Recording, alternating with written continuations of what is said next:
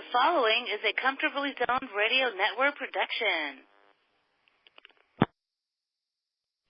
My baby dolls, we are back again, another episode of Genesis. As always, I am your host, Ian Kahanowitz, and today we got another stellar show for you. We bring back Professor Sol Gittleman, and I love that name, Sol Gittleman. I used to date a girl that's her father was named Sol. He didn't like me too much. It was, well, anyway. Hey, we're coming back for Reynolds, Raschi, and Lopat, New York's Big Three, and the great dynasty, the great Yankee dynasty of 1949 and 1953. We had Professor Gittleman on late in the fall in 2017. We bring back Alan Blumkin because, again, he grew up during this era. He has a lot to add to this. It's going to be a great show. Hold on, folks. We'll get to both of them in 2 minutes. I break the station identification. You are listening to the Comfortably Zoned Radio Network with the Zigzag Man, Ralph Tycho, and you gotta love Ralphie. He's doing a great job. Hey, we got Alan Blumkin and David Finoli. They're doing Pittsburgh baseball over there. All the big shots. They're all out there in Pittsburgh. Thanks for the plug. What was that, Val? Thanks for the plug. Oh, no problem. Yeah, well, you got Al there. You got Al with David Nemec, and sometimes I appear on that show. Well, my kids aren't bothering me, but lately I've been wrapped up with schoolwork and projects, and we're doing David Nemec's old school baseball, old-time baseball and trivia, and that's a great show. You learn a lot on it. We got Peter Golenbach's University. We got Hal Bach in Vintage Sports. We got so many stuff. We got Nancy Finley. You know, the self-proclaimed niece of Charlie Finley. She was actually the second cousin, but she's doing Oakland A's baseball out there. We got New York baseball. We got Dodgers baseball. We got George Case. He's doing his stuff on vintage baseball. We have a lot of good shows out there, folks. Want you to tune into the network. You're definitely going to learn something. We're definitely going to learn something today with Reynolds, Raschi, and Lopat. And, let's take it up for this show because Al's part of the show here. And we're going to do some comparisons. Professor Gittleman over here, he says, look, it's recognized as five straight World Series titles. No one will probably get to that. But was the 1949 and 1953 dynasty the greatest dynasty ever? The argument is no. They were just ordinary teams. You had a good manager who platooned. I would argue, and we'll get into this discussion, that the 36 to 39 Yankees was the greatest, including the 39 Yankees who won 106 games that year. And they did it without Lou Gehrig because he had to retire. Now, can you imagine if Gehrig was at his full potential that year? We're going to get into this discussion. We're going to talk about Raschi, Lopat, and Reynolds and how they all put the Yankees. They had probably the best three ever pitching rotation and how they cemented that dynasty. Without any further ado, welcome to the show, folks. How are you? Thank you. Welcome. Thank you very much. Glad to be here. I get so excited with this topic because as a little boy, I do. As a little boy growing up in New York City, the Yankees were struggling. You had Fritz Peterson and Mel Stottlemyre, and all these names were thrown around that I didn't know. Whitey Ford, and Lopat, and Reynolds, and Raschi. I had to do my homework in the 80s to find out who these guys were. But let's start with Al. Al, you grew up listening to the radio.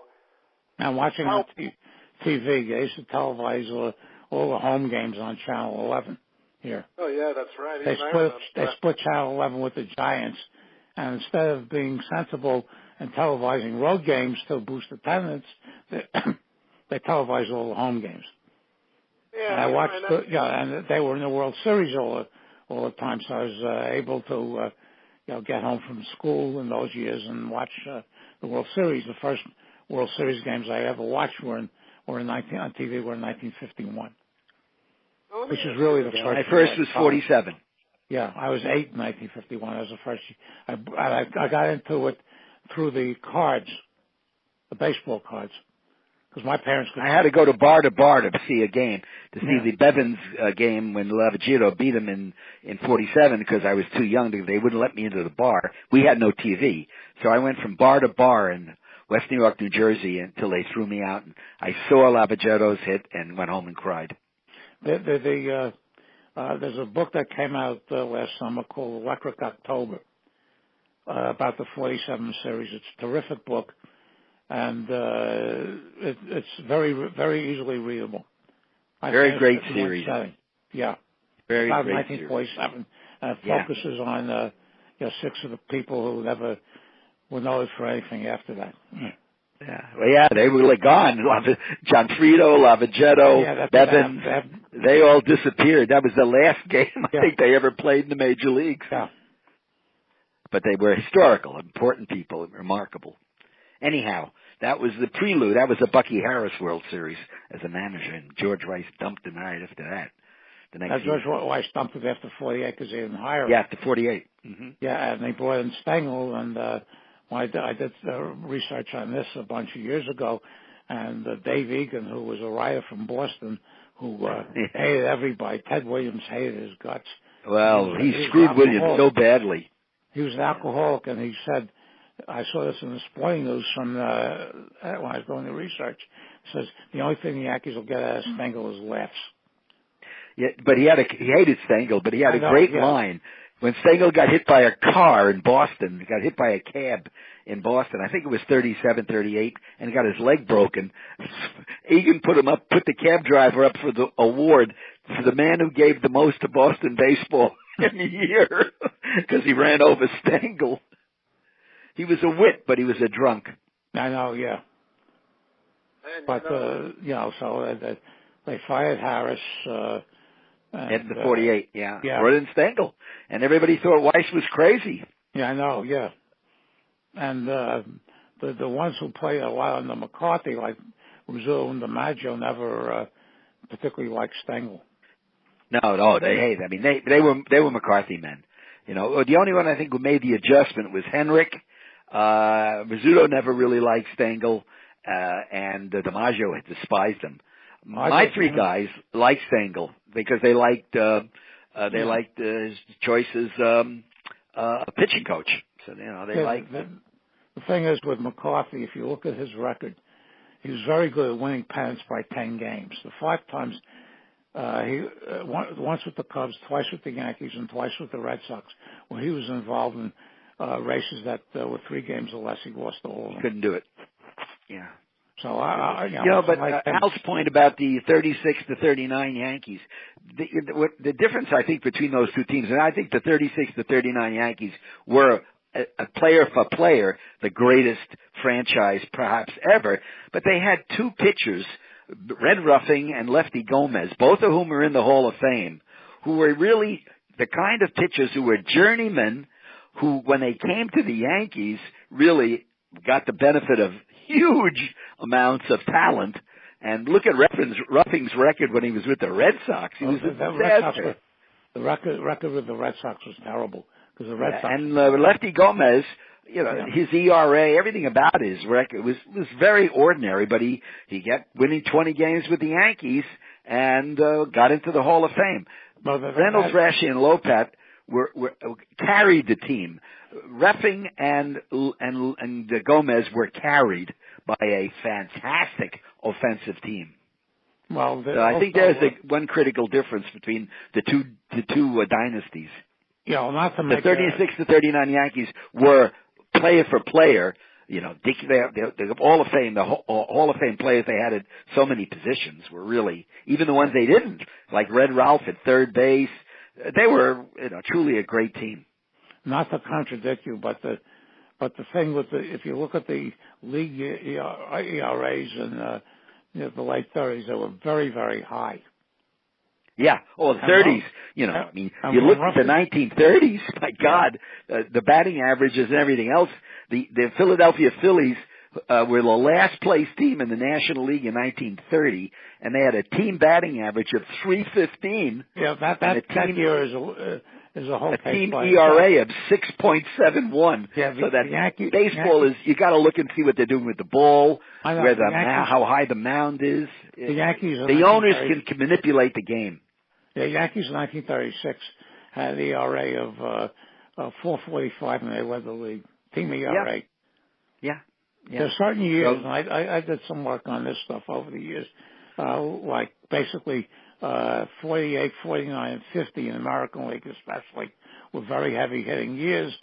And you look at 1952, with basically the same cast as 1950, and the ERA is a point and a half. League ERA is a point and a half lower.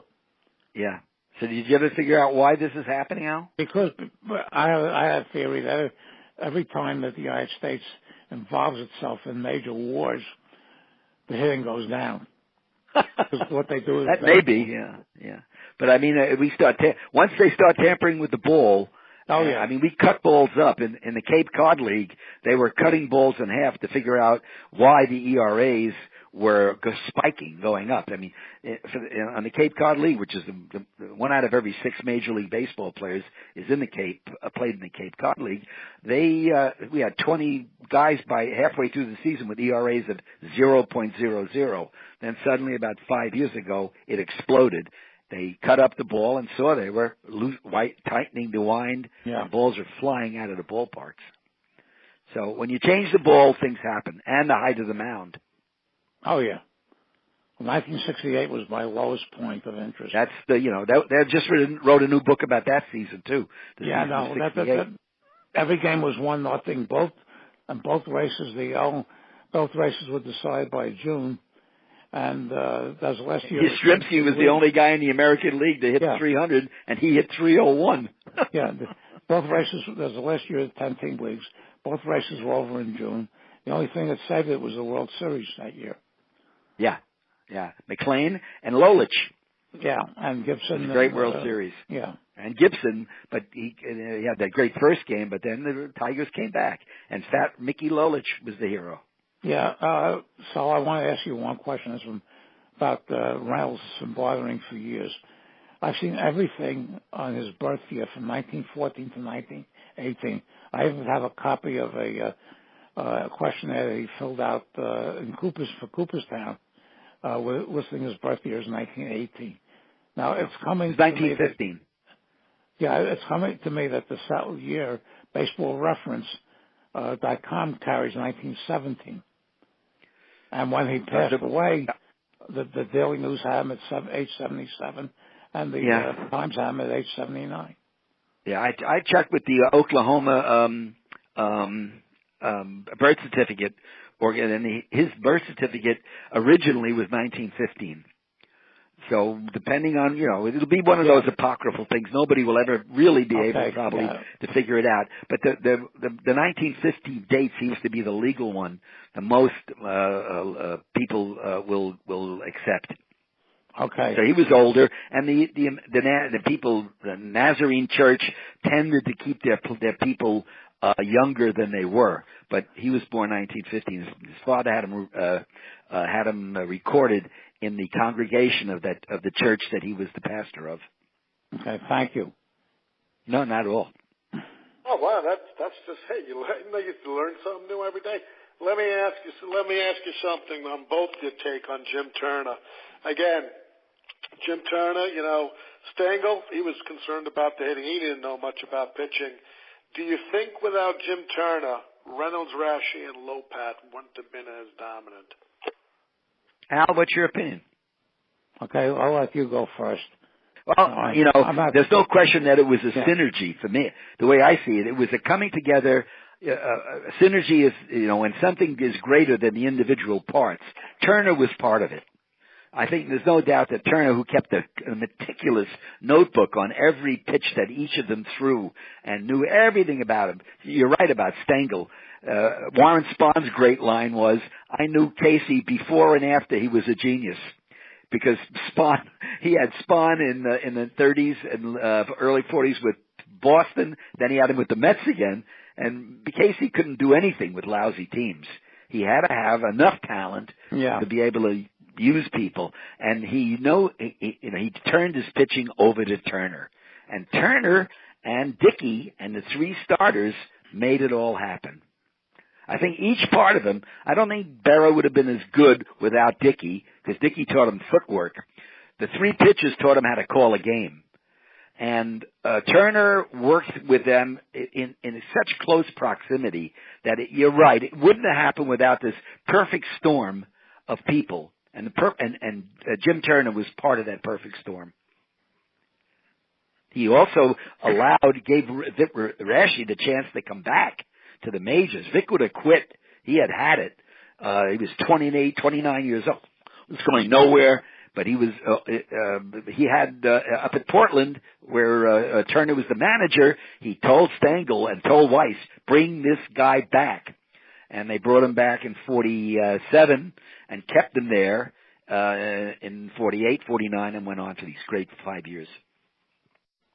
How about so you, yeah, Turner was important.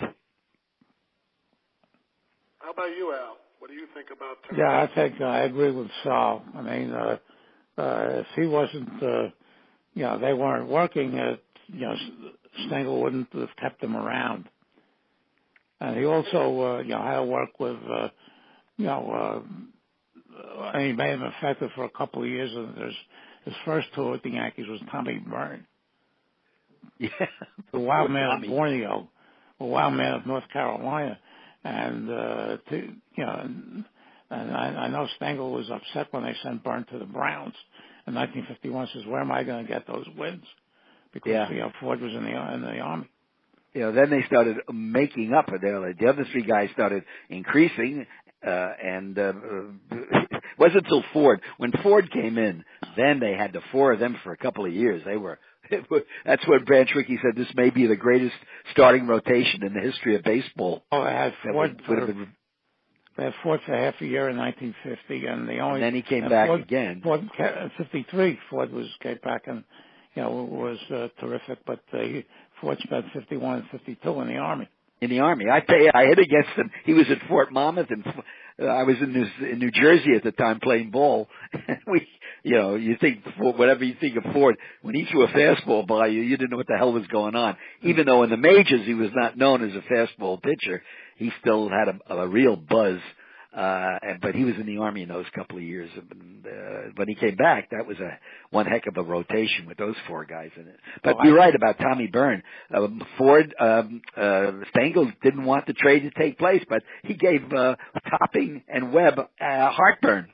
He couldn't stand it. I know, yeah. Couldn't stand the 11 walks a game or 10 walks, and he did. He walked 10 and 11 at times in a 9-inning game. So he drove them crazy.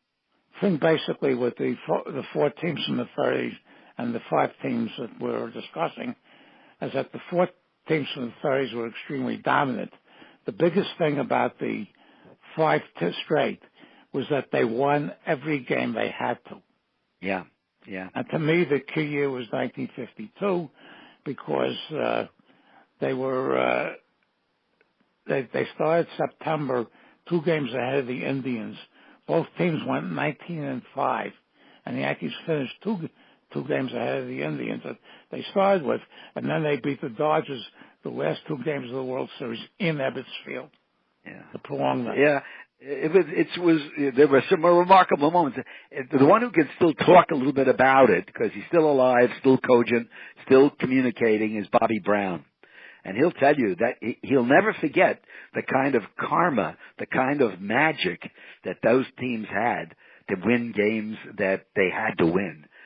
Brown is, he's in his 90s and very ill, but he still remembers clearly how that team pulled together, particularly 52-53 when they were all getting old. Brown was already preoccupied with his medical school practice. He was already getting out of medical school. But they all managed to do it in an astonishing way and win games. Too bad they're mostly forgotten now, the members of that team. I don't even think, they may be all in the Yankee memory garden, but Raschi and Lopat just barely got in. Reynolds was the one they all seem to remember. Yeah, the thing is that, I helped create a Yankee nostalgia site, which originally was those five teams, but we ran out of stuff after a long time, and now it's from 1936 through 1985. Mm-hmm. But originally it was for 5 teams, and that's funny. I kept it all together. Yeah. Every time one of their birthdays come up, I put down today is the anniversary of birthday of whatever, and last week I put that was the 77th. Last week was the 90. I had Reynolds born in 1917, so I put down 101st anniversary. Yeah. Which is, it all something ended for me, unfortunately, with the Yankees when Steinbrenner renovated the old Yankee Stadium. It's about 73. The ballpark changed, and I changed. So my memory stays very closely tied to the 30s and 40s and 50s when I had my real focus on things. When the ballpark, I so remember that huge ballpark and the numbers like 461 and 457. 344. And then the monuments. And I was one of those people like Billy Crystal who thought that Huggins, Ruth, and Gehrig were buried out there. I thought they were there. So you have strange memories from your youth. And, the things that you keep coming up, I keep coming up seeing number 36, Johnny Mize, who came to the Yankees as an old man, and sort of a cast-off from St. Louis and the Giants. And there he is, and he wins 5 rings. From 49 to 53, he gets 5 rings. Amazing. I've done research on those teams. They've become sort of one of my specialties. Yeah, and we share that, don't we? I put down when somebody described the current Yankee Stadium, I said the old one was a shrine. This is just another ballpark. No, the current one now is a teacup. It's got wind tunnels, balls fly out of there. I just can't stand being there. Yeah. I was there twice in 2009, and that was it's just not worth the aggravation anymore. That other ballpark, though, the old original one, that was from 23 to 73, that was so astonishing. And then you go online and see the shot of John Friedel making the catch against DiMaggio in the 47 World Series, and you ask yourself, would that ball have gone over? Was that such a great catch? It's YouTube technology has made life interesting in that you can see over and over and over John Friedel staggering back toward the fence with the 315-foot sign, and you ask yourself, you stop it, and you say, would that ball have gone over the fence? I don't know. I don't think so. The worst for me was the Ambrose play. Oh, that was remarkable. If he didn't have the glove on the right hand, he could never have made that play. Just amazing how he did it. And Barrett did not hit the ball off and down the left field line. No. So it was, 55 was not a happy moment for me. But of course, my real focus from 49 to 53 was over already a little bit. And then you will look to see how Weiss tried to rebuild. Each year he come up with a Johnny Cox or a Sturdivant or somebody else that he could stick in there. 10 years it was Whitey Ford and a string of pitchers who had 1 or 2 good years before they blew their arms out. Yeah, funny how they all did that. But Sturdivant had a couple of good years. Cox had 1 good year and another good year. Where they dug these guys up, and then they were gone. They were discarded. Yeah, one thing I got from your book was I realized that the 3 of them were very close personally. Yes, they were, it was an interesting time in American history. The doors were closed. Your immigrants were not coming in. People like Lopat's family and Raschi's family were lucky to get into the country at all, because in the 1920s, we shut the doors. We closed the doors of immigration. And what's his name? And Reynolds' family, they came over from Alabama and Georgia in the 19th century, in the Trail of Tears. So they shared a kind of commonality, just as America was sort of coming into this new thing. When Jackie came up, we still had laws on the books that said white people couldn't marry people of color. That didn't end until 1976. Or 67. So there was still color, ethnicity, race, and Italians and Poles were not very high on the pecking order, and Indians had nothing going for them in this country. So they shared this. They shared a lot of pain from their early years, even though they did bond and stayed that way till they each started dying. And Turner was in there. Turner said, "These guys made me what I am." And let me, your book points out something very, very glaring, and it's so interesting. All three of these guys were breaking down, arm trouble, leg trouble, but yet when they put, say they would put Reynolds into the bullpen, and Lopat or Raschi were having a bad day or getting on in the innings, they would, Stengel, who was, back then everyone was using the term, they called him Chief. Everyone's a Chief. Chief Bender. Yeah, or the Indian. Stengel called him the Indian. Get the Indian going, and... No, they'd ask, where's the Indian? He'd look down the bench, and he says, where's the Indian? And Raschi or Lopat would point out to the bullpen. He went out. He didn't ask you. He went out. Yeah. He went out. Now, let me ask you this question. This is very important. All three of them had problems. In fact, Reynolds would get the old Indian disease, which I have. Diabetes. He would get diabetes like I have, and I've been fighting it for 20 years now, since in my 20s after law school. I've just recovered from 8 surgeries for the last 7 years, put me into retirement by the age of 45. There was something of a comfort amongst these three men. If they saw him in the bullpen, they all got comforted, saying, yes, Reynolds is there. I know he's going to come in and do his job. How did these three guys persevere through their injuries to become the kind of glue that held these teams together? Well, they were older. First of all, they came at advanced ages, so they had been in the minors for a long time. I mean, if you add up the three of them, how many years they spent in D, C, B ball, really tank towns, and they learned character. They had wives, they got married, and they had women who persevered, who kept these guys going. And they knew each other's strengths and weaknesses. They knew Raschi took a long time to warm up.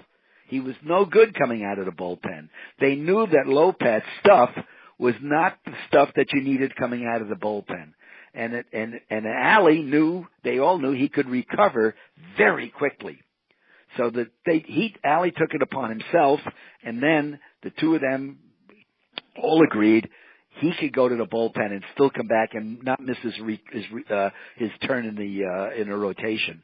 So they all, and then it was Lopat though who told Reynolds, you got to learn to let these guys hit 390, 400-foot fly ball outs. Don't think you have to strike everybody out. So Lopat was a great mentor to them, and they both had to work on Raschi because Raschi did not want to pitch inside. Raschi had a pathological fear of hitting somebody with a fastball because of his brother, Eugene, who was hit in the head with a ball and barely ever recovered. So each one of them knew each other's personal lives and knew what they had in the way of character. And, that's something that doesn't happen all the time. And then, what's his name? Turner knew all about them, everything about their personal lives. The women, what's her name? Sally Raschi, Erlene Reynolds, who gave her husband traction at home at night in a hotel room with stretchers back out. She was a great athlete herself. And Libby Lopat, they were all remarkable women with husbands who had physical problems, and they all made it work. Now, let me ask you something. Yogi Berra, very important because he was green. And again, Dickey was brought in 1949. To learn Yogi all his experiences. Yeah. Yeah. And now how, between Dickey, Lopat, Reynolds, and Raschi, without those four people, do you think Yogi Berra would have been the kind of catcher he was? Catcher, no. Hitter, yes. Catcher, no. Because That's basically, right. One of the things in the 1947 World Series was that he would only call for a fastball on pitch outs because he couldn't throw to second base he couldn't throw if a pitcher threw a curve, a breaking ball, or anything else except the fastball. He couldn't throw to second base. The Dodgers ran wild on him in that World Series. They had to take him out of it. They had to put Aaron Robinson in. In 48, they play him a lot in the outfield. And when Dickey came in, Dickey was brought in specifically to teach Berra. And Berra, despite his Malaprops was a very, very fast learner. Yeah, he's a smart kid. But, you know, I looked through all the publicity pictures I could find from the 1948 season. I went to the Yankee website. I went everywhere I could. I couldn't find one publicity picture of a Berra with a catcher's mitt. I mean, in 48, they had him, they were ready to give up on him. Yeah. And try to make him an outfielder. You know, he played more games in 48 in the outfield than he caught. Yeah, I know that. In 1950, Bowman was the first card of him. And then in 49, the opening day, I think I mentioned in the book, the opening day, Berra's on the bench in 49. Gus Nyerhoff is the catcher, you know, and then Berra pinch hit for Nyerhoff, got a hit, and that was the end. From that day on, Berra was the first string catcher, but not for opening day. It's amazing that Yogi's on the bench for 49. He'd already been up 2 years. They brought him up in 47. He hit like hell after coming up from Newark. 48, you could see the guy's a natural hitter, but they didn't know where to play him.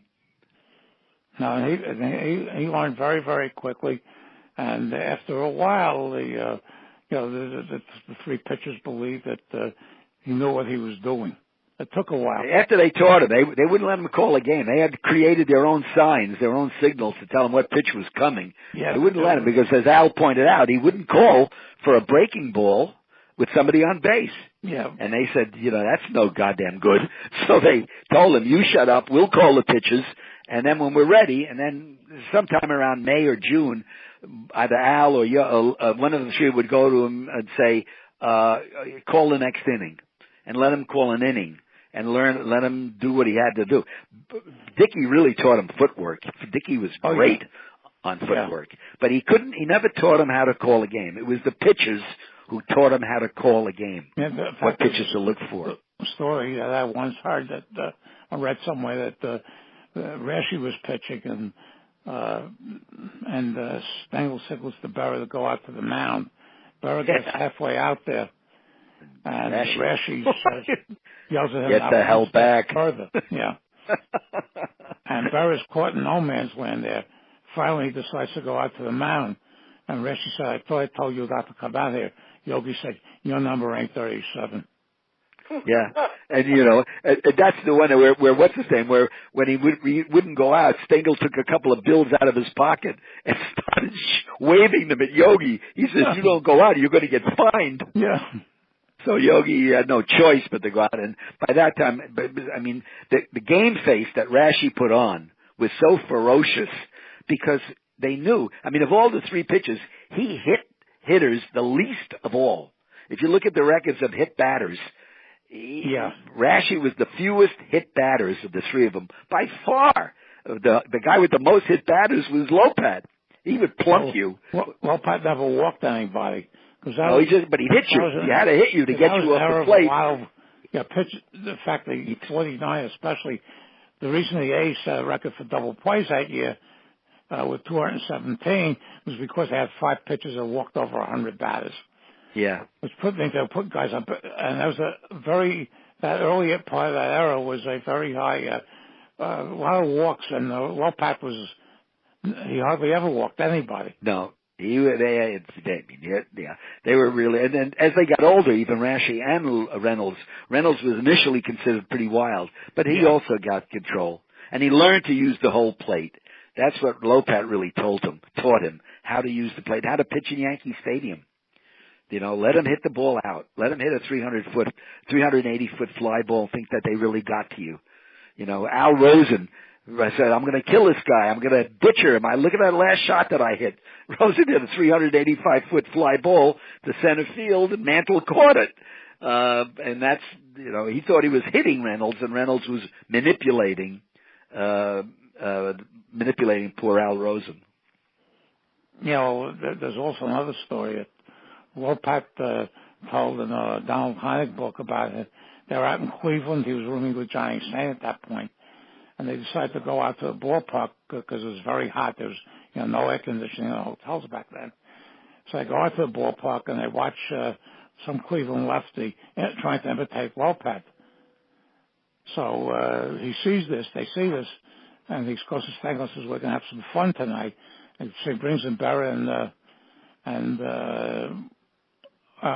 Stangelman says we're going to keep throwing fastballs and them until they get back to the normal way of hitting. So he threw fastballs for about 5 innings, and the Indians didn't know what to do. And then when they started back to the way they were, he started throwing back to the junk. and he said to Lopez after the game, he says, "You shouldn't keep your practice. If you hold it early practice, make sure you do it at 3 a.m." Yeah. The mere sight of Lopat would drive Al Lopez crazy. Lopez couldn't stand looking at him. He was. Lopat had each of them had a number of another team. Lopat owned the Indians, and Reynolds and Raschi really did the Red Sox in. They couldn't beat Reynolds and Raschi. Ted Williams said that Dick Raschi on a game day was just impossible. He couldn't hit him. And he was the Steve Carlton of his era after the game because he hated sports writers. And they said he used to spit on their shoes. Yeah. Tobacco juice on his shoes. Did that to, and then they go away, or else he'd give one-word answers. Yeah. Yeah, the young, what's his name? The guy who covered for the Dodgers and then covered the Yankees. He was got his shoes spit on by Reynolds and Raschi. But they were already, they were tough guys to deal with if you were just a journalist. They had their favorites too. What was the name of that young guy? He's still alive. One of the two great, Roger Kahn. Two great men of baseball, Roger Angel and Roger Kahn. Yeah. And Golenbeck is still around, so you got some good writers who have memory and remember. I do a podcast with Golenbeck on Sunday nights, and one of the things, I won't say anything, but some of his books leave factual checks. Sure, but I mean, basically, at least he remembers great players from the 30s and 40s. He said he has tapes of all the interviews he did. Yeah. And there are tapes also at the University of Kentucky. There's a great center there. It's named after Happy Chandler, the Chandler Center of American baseball history. And they've got interviews with Lopat, Reynolds, Raschi. They have a wonderful set of interviews at the University of Kentucky. So you can still, and even Cooperstown has got some good oral history that they managed to get these guys on tape while they were still with us. So it's nice to hear, who they considered their toughest guys to get out, or other pitchers of similar kinds, like Virgil Trucks, another fastball, hard-throwing pitcher, Frank Larry, who just passed away. These guys are with the great, what they, use a phrase like journeyman. Hell, a journeyman wins 150 games is a pretty damn good pitcher. Yeah. And these guys, and they're all forgotten, but they were great pitchers. All the Indians pitchers of them, Feller, Lemon, Wynn, Garcia. Yeah, but they couldn't, they won the World Series in 48. Then they win 110, 111 games in 54, and then the Giants blow them away in 4 games. I mean, that's baseball. It's baseball. That first game is played anywhere in the, besides the Polo That's Grounds. the worst catch. The worst catch. And a great line by Don Little, the little left-hander who gave up Wirtz's 500-foot fly ball out. He hands the ball to Marv Grissom and says, "Well, I got my out." He gets a 500-foot fly ball, and Mays makes the catch. Yeah. And he says, "Well, I got my out. Now it's up to you." I read an Alvin Dark's book because the Giants and the Indians used to barnstorm east because there were only 2 teams traveling in Arizona. So they played about 20 exhibition games with each other. And Dark wrote in his book, he says, there are 3 things. He says, they had no lefty starters, they were slow, and they were not good fielders, especially in infield. Yeah. So they had these weaknesses. The Giants won the first game because it was the Polo Grounds. And then they just, went from there. Well, there's this great picture of Dave Pope, who was the right fielder for the Indians, looking up with his hand against the wall.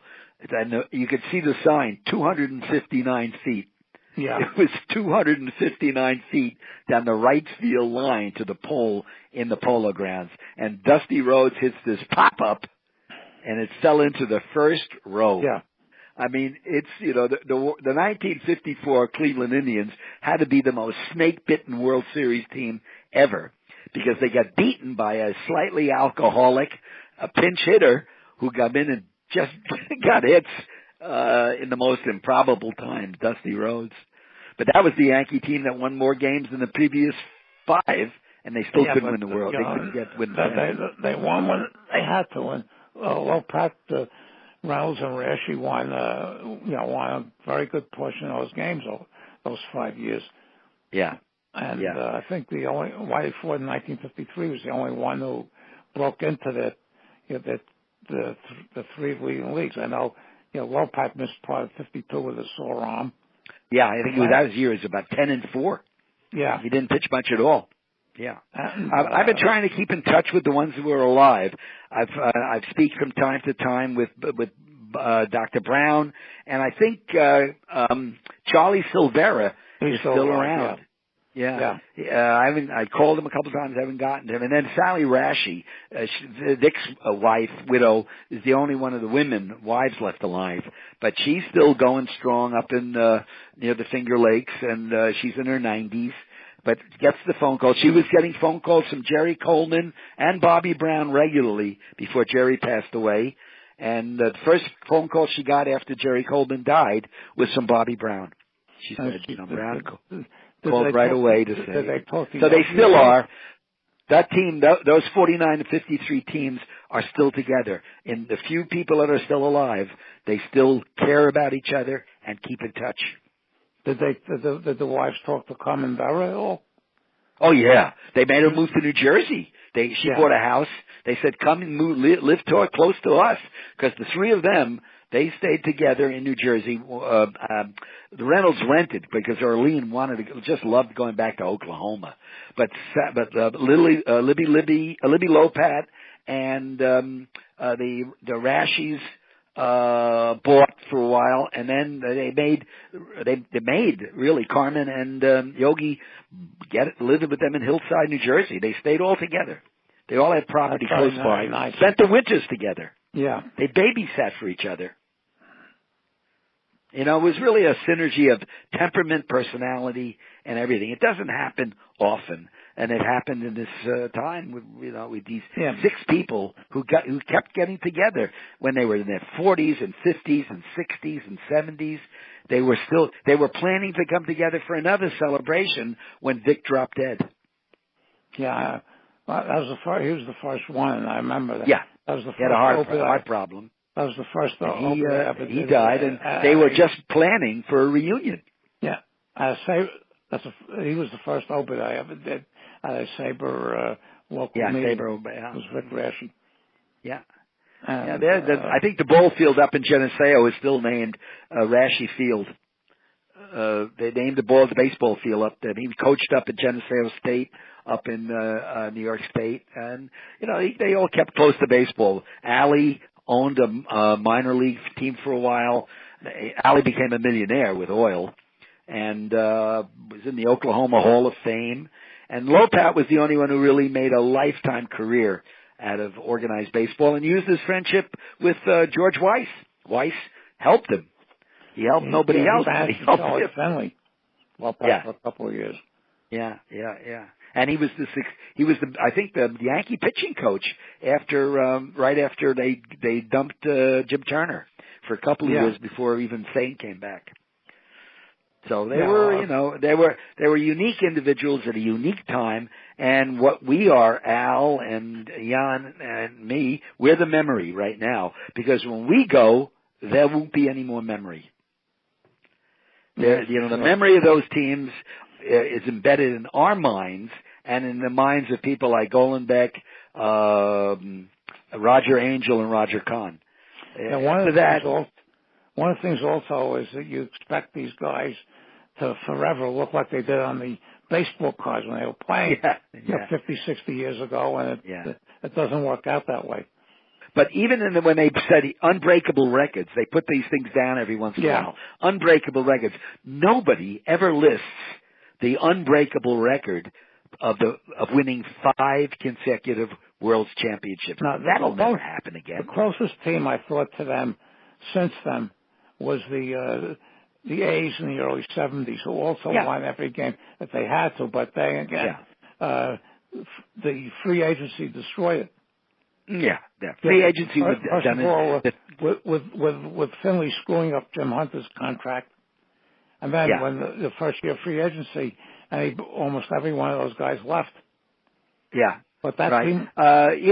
What made this thing happen was indentured servitude. Slavery of the players made the 5 consecutive World Championships possible because George Weiss was the perfect slave owner.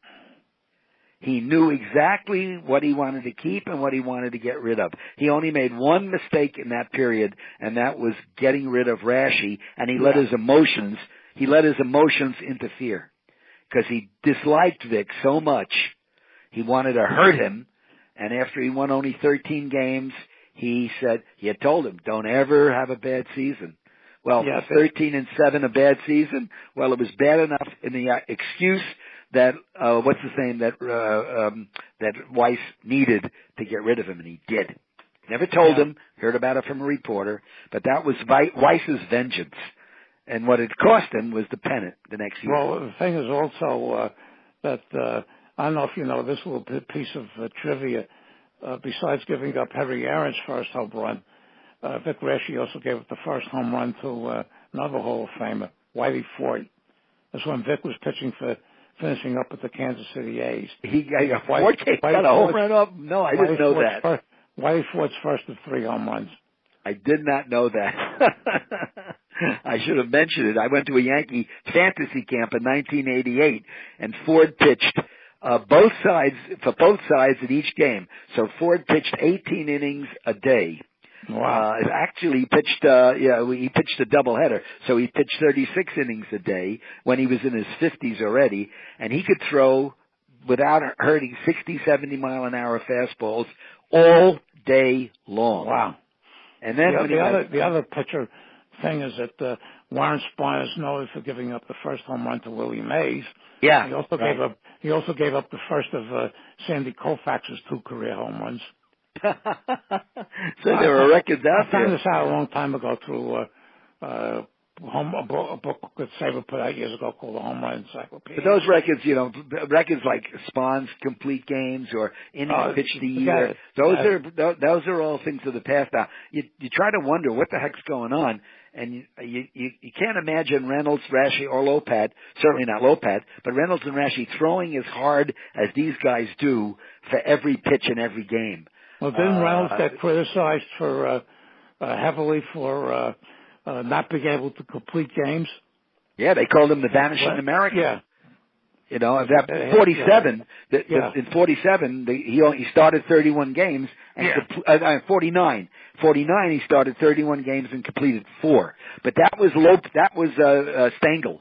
Stengel knew how old he was. Stengel knew that he was already well into his 30s, and he said, I'm not going to let you pitch much. Turner suggested that, we let him coast for 6-7 innings and then take him out. Page was having a great year in 49, so they could rely on Page to come in, and Page could do 3-4 innings of relief. So they would pull Reynolds out in the 6th or 7th inning and not have to have him complete the game. So the sports writers who knew nothing said, they called him the Vanishing American. And so when Stengel announced that he was going to start Reynolds in the opening game of the World Series against the Dodgers, they said, well, what inning are you going to pull him in? And Stengel then knew this is when this guy's going to go all the way. And he did. He went 9. Henrik hit the home run off Newcomb in the bottom of the 9th. And the sports writers were flummoxed. They had no idea what the hell was going on. They were all pretty good World Series pitchers.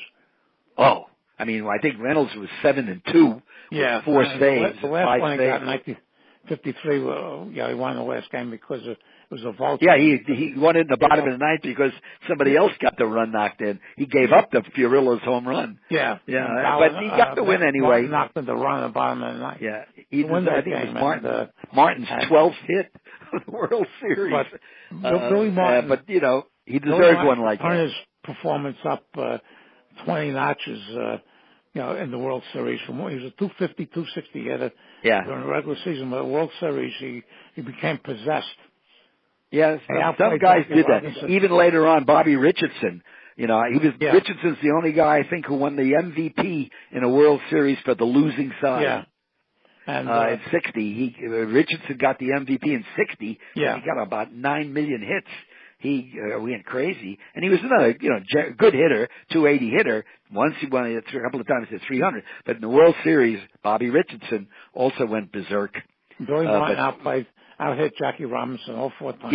Yeah. Well, they all bore down on Robinson because Robinson, Robinson, these guys were not anti-black. They didn't like Robinson, though. And Pee Wee Reese had the right line with Robinson because he was his close friend, and he said to Robinson, Jackie, people don't dislike you because you're black. They dislike you because you're a pain in the ass. Yeah. And Robinson was feral. Robinson was really a church-going guy. He prayed on his knees twice a day. He and Ricky prayed together. He was a man of God, a man of faith, highly intelligent guy. But when he got on the ballpark field, he was just plain nasty. Jackie was a real tough guy. Ran over guys. He trampled them. When Ricky freed him up, but nobody ever got shut up for 2 years the way Ricky shut up Robinson. He said, you got to keep your mouth shut for 2 years. And Robinson, who could not keep his mouth shut, did. And then in 49, they brought Newcomb up. They brought Newcomb up 49, and they Ricky let him loose. And he let him loose, and he was really a tough guy. They stopped throwing at him in 49 because Newcomb, they brought Newcomb up. Newcomb was not hesitant about throwing at Newcomb would pluck you anytime. Yeah. These guys actually did throw 90 and 100 miles an hour. Newcomb threw 100, Feller threw 100, Reynolds threw faster than Feller. They could all really throw it. Now everybody's got a gun and statistics and computers, but there were guys back then who really threw fast. But they didn't have to throw fast to every hitter because they were still, now we got the Mendoza line. Back then you had the Johnny Lippon or the Pete Suter or the Billy Hunter, line where you had shortstops and second baseman who hit 212. So you could let up a little bit on some of these guys. Nowadays you got, especially in the American League with the DH, you got to be able to throw to bring you the heat any time at all, or you're going to get hurt. And there are a lot of again, just keeping these guys alive, keeping their memories alive is a bit of a chore. Allie missed the Hall of Fame by 1 vote last time. That, Well, there's also a Facebook group that I helped get started called Baseball Sweet 16. Yeah. It goes from 1901 to the first expansion. 69. And 62. 62. No, the first one in American League was 61. Right. Was that an expansion or was it just a move? Expansion. That was expansion. It went from 8 to 10 teams. So, but I contribute a lot to this one, and there's a couple of people that contribute an awful lot. They bring back the memories of players that you haven't mentioned in years. Yeah, well, that's 61. That's right. That was the year that they did 61, where Mantle and Maris did it because they had. I mean, the way they staffed them, they picked a lot. You really could have a fat day against some of the pitchers in the with out in California. They brought up. They had arms that didn't belong in the major leagues. In this group, you'll find mention of players you've totally forgotten about and haven't mentioned in years. Yeah. So that 62 Mets team. I do remember some of those guys. Choo-Choo Coleman. They asked Casey, the sports writers asked Casey when he drafted, I think it was Choo-Choo Coleman first or another catcher named Christopher. They asked him, why did you draft the catcher first? Yeah. And Stengel said, last I saw, you really need to have a catcher to have a baseball team. Duke Snider and Gil Hodges were teammates for about 6 weeks on a 1960 team. He brought him over to the Mets. Before Hodges went to Washington to Madison. And became arguably a great manager back with the Mets.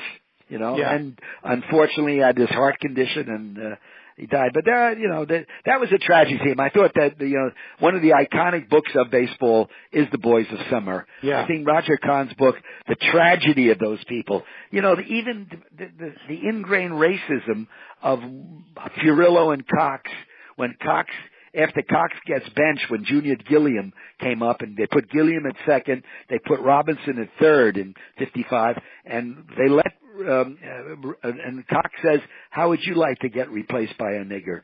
They didn't really want Robinson around. Furillo never forgave him, never liked him, and even Dixie Walker grew to realize what kind of a mistake he made. But it was a tough team, and then with the Dodgers, it was still confrontational and not easy for Robinson for his whole career there. Robinson and Campanella didn't get along. They didn't. Campanella was such an easygoing guy. Yeah. Just an easygoing. He didn't want to push anybody in nobody's face. Give me a break. Stay loose. Relax. Enjoy the game. And Robinson wouldn't get off his back. He just wouldn't get off his back. There's a book published last year which I didn't get because I knew the book basic story anyway. Is that about Robinson and Campanella and their relationship for lack of same. I mean, Larry Doby and Satchel Paige couldn't stand each other. No. The Negro Leagues were, Robinson complained when he was playing with Kansas City. He was very outspoken. I don't like your womanizing. I don't like your drinking. I don't like your behavior. And he went public and told his teammates what he thought of them. And so when Ricky brought Robinson up, the players in the Negro Leagues were unhappy. They didn't want Robinson to be the first black ball player in the major leagues. They would have preferred Monty Irvin. They would have preferred Larry Doby. And Satchel, of course, was personally furious because he wanted to be the first. But Doby and Monty Irvin was a hell of a ball player. Yeah, Doby was a quiet guy. Satchel was anything but quiet. And they did not get along at all. But the guy they respected most of all of them in the league was Irvin. Yeah. Monty Irvin was a 30-year-old guy who still had it. He still had it when they brought him up and was fantastic with the Giants in those early years, stealing bases. He brought the black game in. That's what Weiss said when he saw Irvin. He said, uh-oh. I mean, Weiss, who didn't want blacks, he didn't want him around, he didn't want him in the stadium. He told his scouts, go find me a white ball player who plays black. And they found him in Oklahoma. Man. Who played black, which meant he had the 5 skills. He could hit with power, run, throw, he could do it all. And up until that time, people like DiMaggio or Ruth or the great icons, they couldn't do it all. They couldn't hit with power and run and throw. One of the things about Robinson and then Mays and then Aaron and then Frank Robinson. They when they started bringing these kids up from the Negro Leagues, and they were all Negro League players at the first cut, they overwhelmed, and they were mostly in the National League, and they overwhelmed the white ball players who were Hank Sauer, Gus Zernial, these big mooses who could hit. But they couldn't run, they couldn't field, they couldn't throw. Even Kiner. Ralph Kiner was a great hitter, but my God, he was a real mediocre left fielder. That's what I said about Dellennis also, when he was playing there. But the thing is, one point I want to bring out about the 49 to 53 teams, they did it in transition. They transitioned at center field from DiMaggio to Mantle, at second base from Coleman to Barton, at third base from the platoon of Bobby Brown, Billy Johnson, to Gil McDougall. Yep. Well, McDougall could go anywhere. Yeah. When you look at that, they were able to keep those, but they kept winning pennants and World Series. McDougall was a kind of Stengel ball player. At first base from Henrik to Joe Collins and Johnny Mize. With Johnny, I mean, when I think it was 49, they had Mize playing most of the games at first. Henrik and Mize, they were both crippled. Yeah. And they finally got Joe Collins up, and they could use. Stengel was a genius at platooning. Oh, yeah. If there was one thing that Stengel deserves to be in the Hall of Fame about, it's Bauer, Woodling, Collins, Mize, using these guys in various positions all over the place. McDougal, you could find somebody who could play second, short, third. He used Bobby Brown at short. He could do it. And then when he started putting Bauer and Woodling into the equation, they could play anywhere. That ability to manipulate ball players and in positions and use them. It hurt him. He would pinch hit for Rizzuto in the first inning. Yeah, well, he did that at the Cleveland. Bill hated him. In 1970, he hated him. World Series, yeah. The first World Series, imagine getting up your first time at bat and find out that you're getting pinch hit for. I mean, Rizzuto never forgave Stengel. No, never. They said Stengel also one time he pulled pinch hit for some player who had 2 home runs in the game, and when the player complained, he says, "Where you go?" He says, "What made you think you were going to hit 3?" Yeah, but Stengel did things like that. He would move outfielders around. He took DiMaggio out one time, put Mapes in center field, and Mapes threw out 2 guys at third base on 2 consecutive outs. He had this ability to somehow either get lucky or understand where to put his outfielders. He had a guy like Mapes who had an arm like a cannon. Yeah. Was not a percentage hitter, but had power, and he used them. And he moved Bauer and Mapes and Woodling around like chess pieces, and it all worked. It all worked. So you get lucky, and you got some brains for the outfielders, and you had to use infielders, and then you got the Jim Turner and our 3 pitchers, and then Berra becomes the great. But they never had any leaders in any offensive category.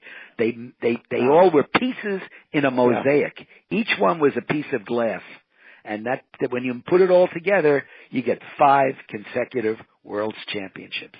Never again. No, never again is right. Okay, Ian, you still there? Oh, something. This is such a great show because there's so much passion in this.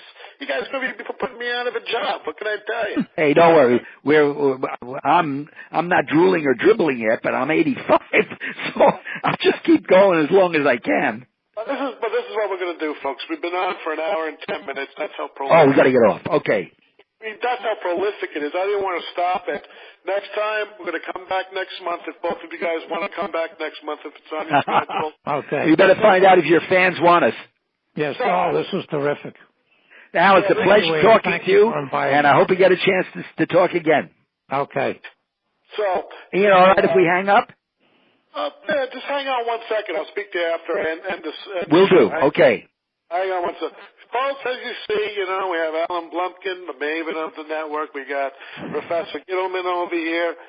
What a great discussion. Next time, we're going to get into why Raschi, Reynolds, and Lopat should be in the Hall of Fame, because neither one of them are. And, of course, me and Professor Gittleman mentioned last time they should go in collectively because I think One plaque. One plaque with all 3 of them. We'll discuss that. We'll discuss why there's never been a biography written about Bill Dickey. None.